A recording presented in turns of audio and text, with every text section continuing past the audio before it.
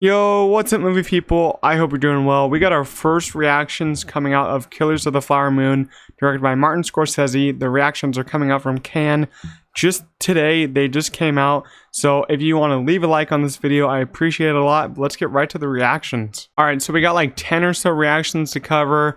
First one's from Matt. He says, Killers of the Flower Moon is an epic crime western with some of Martin Scorsese's darkest thematic content to date. Leonardo DiCaprio, Robert De Niro, and Lily Gladstone are all phenomenal. The powerful ending took this from solid to excellent, a tragic rumination on greed and power. So man, just from the first reaction, this sounds extraordinary, and it sounds like it's some of Martin Scorsese's best work yet.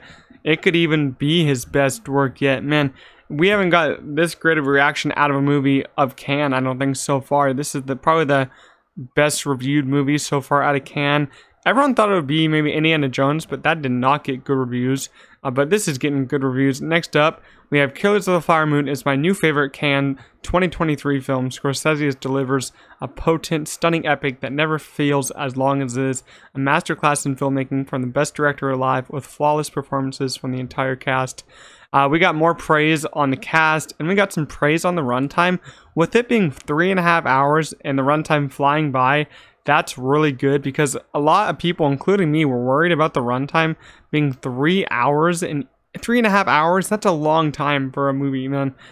Like Scorsese, that's like his longest movie yet, I'm pretty sure. We got another review from Filmland Empire. Says The Killers of the Flower Moon, a slow dance of power, betrayal, and exploitation in a country consumed by envy and greed. Scorsese's direction is masterful beyond words. The shots, the tempo, the humanity, his emotional attachment to the story.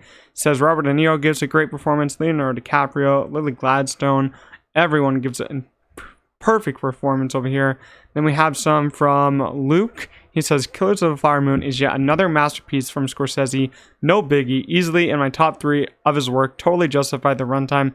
I was gripped. Another Oscar contender. Leo De Niro, Gladstone, score, costumes, editing, sound, director, and best picture. This is cinema. So we got all this praise is just people praising the whole movie, which is excellent to see.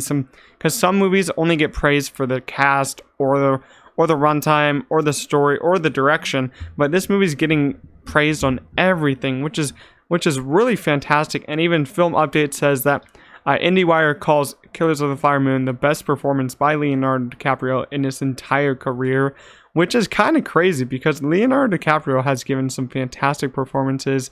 My favorite being Wolf of Wall Street. I think that's his best so far, but hearing this could be even better is kind of crazy to hear. We got another one from David. Killers of the Flower Moon, Leonardo DiCaprio gives his best performance of his life in a frequently great Scorsese epic that misses the mythic sweep of the book but succeeds instead as a toxic love story. Wow, dude, that actually enthralled me. A toxic love story, Scorsese movie.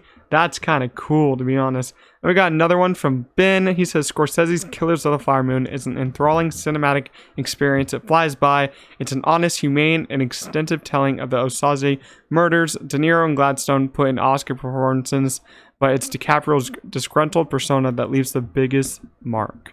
So, man, we could be looking at Oscars. We could be looking at another sweep this year for this movie instead of Everything Everywhere like last year. This is going to be an entire sweep, it looks like, if nothing else comes close to it. But it's looking like this movie is really strong out of the gate, and it's going to come out in October for everyone else. But I'm going to talk about one more reaction, which is from our boy Edgar Wright. We all know him and love him, the director of Baby Driver, Last Night in Soho, Shaun of the Dead. He says, am in awe of Killers of the Flower Moon, a profoundly powerful and disturbing film on an open wound subject. It's both intimate and epic, vividly tangible, and exquisitely rendered by Martin Scorsese on incredibly form. Perhaps his best of the century, a must-see on the big screen.